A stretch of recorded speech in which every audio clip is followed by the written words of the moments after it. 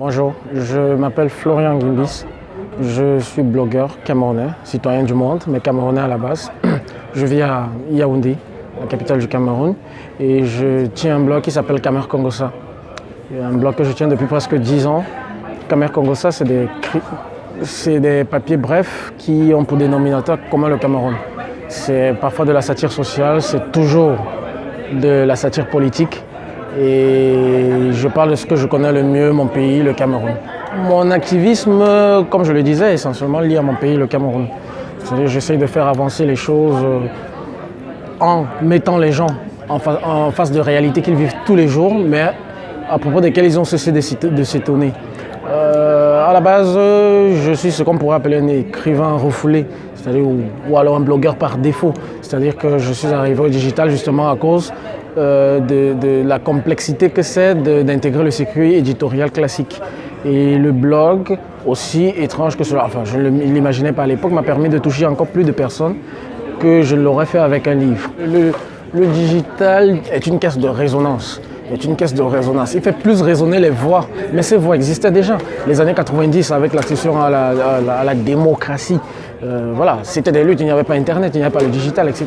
Mais c'était des gens, des activistes qui existaient déjà. Les activistes aujourd'hui sont plus portés vers les problématiques numériques, etc. Tout simplement parce que c'est un nouveau moyen de promouvoir leur contenu. Ça ne les rend pas plus activistes qu'ils ne l'étaient déjà. Ce sont des gens qui ont des convictions et qui mettent leurs convictions au service de leur communauté, même à travers un nouvel outil ou alors une palette d'outils déclinés à travers ce qu'on appelle, ce tout englobant qu'on appelle le digital. Mais ça sert de caisse de résonance. On a plus l'impression aujourd'hui que beaucoup de gens parlent. Certes, beaucoup de gens prennent plus la parole, mais on n'est pas plus activiste aujourd'hui qu'on ne l'était avant à cause du numérique. Il est capital que les Africains comprennent que notre communauté de malheurs ou de problèmes, même s'ils sont à plusieurs niveaux, il faut qu'ils comprennent que notre communauté de problèmes doit déboucher sur une communauté de solutions. Tous ces jeunes gens que j'ai vus, jeunes ou moins jeunes, que j'ai vus intervenir lors de ce sommet, décrivent des réalités qui, à quelques détails près, sont les réalités que je vis dans mon pays. Ça veut dire qu'en fait, si on est d'accord pour dire qu'on a les mêmes problèmes, pourquoi ne serions-nous pas d'accord pour nous mettre ensemble et trouver des solutions? C'est ce réseautage en termes de solutions, c'est cette mise en commun des énergies pour sortir de l'ornière que je vise.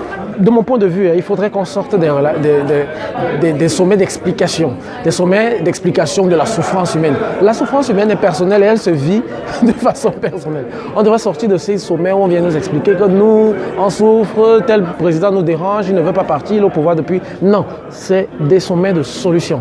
Nous, voilà comment on a fait pour dégager un despote qui ne voulait pas partir. C'est ces choses qu'il faut partager. Et c'est ces choses que je vois de plus en plus parce que j'ai peu assisté à ce genre de sommet justement auparavant parce qu'on était effectivement dans l'art de se mirer et de raconter voilà, sa souffrance. Mais là, on commence à entrer dans une ère de l'action et une ère de partage des actions qu'on impulse chez soi pour que ce soit répliqué à une échelle africaine. C'est ça aussi le panafricanisme.